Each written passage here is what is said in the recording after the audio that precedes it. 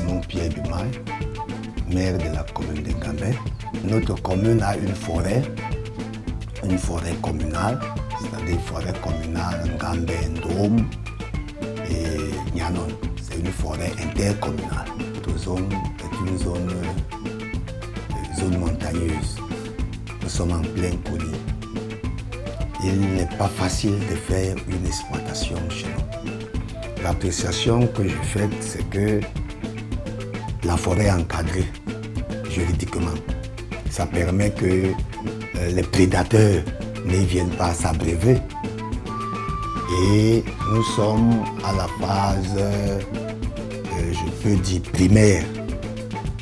On a fait les inventaires, mais nous sommes dans la phase primaire de l'exploitation, qui connaît aussi des problèmes du fait que la forêt a été au départ litigieuse avec une première entreprise.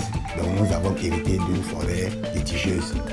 Et Dieu merci, nous sommes engagés, n'est-ce pas, à élargir les différents pans de ces litiges-là pour que la forêt redevienne libre et que nous contactions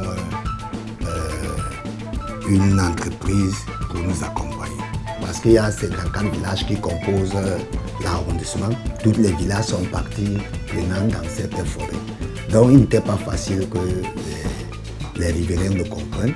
Et c'est justement ce qui nous a floué parce que la première entreprise, avec mon prédécesseur, ils ont endommagé et les voitures, et les porcs, et les greniers. Ce qui a fait donc que la forêt, on a essayé et eux et la forêt en justice. Il fallait donc des négociations pour que nous rentrions donc, n'est-ce pas, avec cette forêt-là. Mais chemin faisant, avec toutes les séminaires, toutes les réunions, nous sommes arrivés au point où l'échange est passé du sens conflictuel à la collaboration. Tout ce que nous avons eu à partir de Yaoundé, tout est arrivé et en meilleur état.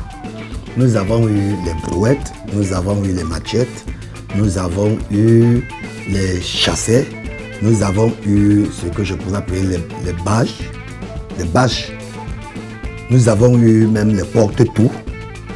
Nous avons eu un certain nombre, n'est-ce pas? L'inventaire n'est pas exhaustif. Nous avons un matériel adéquat qui, ma foi, va nous permettre, n'est-ce pas, de travailler sereinement.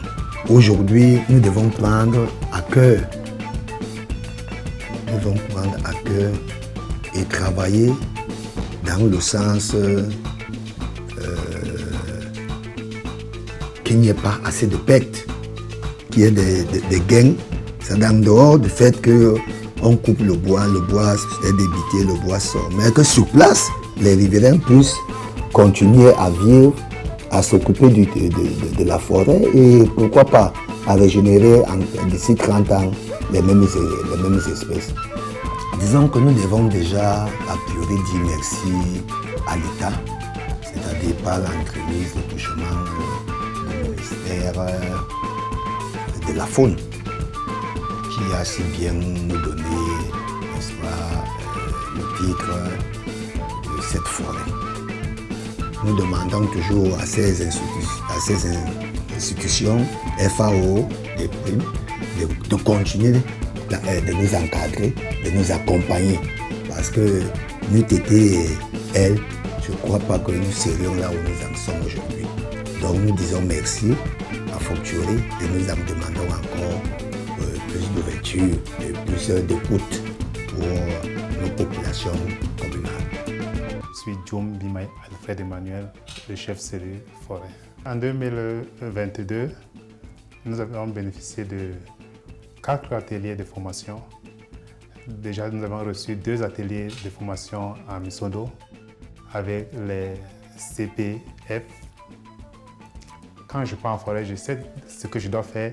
Je sais quelles sont les revendications dont je dois amener auprès du CP, le chef de poste. Nous savions déjà quels sont les diamètres qui sont autorisés pour l'exploitation, quels sont les diamètres qui ne sont pas autorisés pour l'exploitation. Dans le cadre de conservation carbone, c'est quelque chose qui a été nouvellement inscrit dans nos connaissances. Et jusqu'ici, c'est vrai que nous ne sommes pas encore allés dans le cadre pratique. Mais nous avons déjà cette connaissance que nous pouvions conserver le carbone, nous pouvions vendre le carbone et quelles sont les méthodes pour conserver le carbone. Donc, la cellule n'était pas outillée en matériel.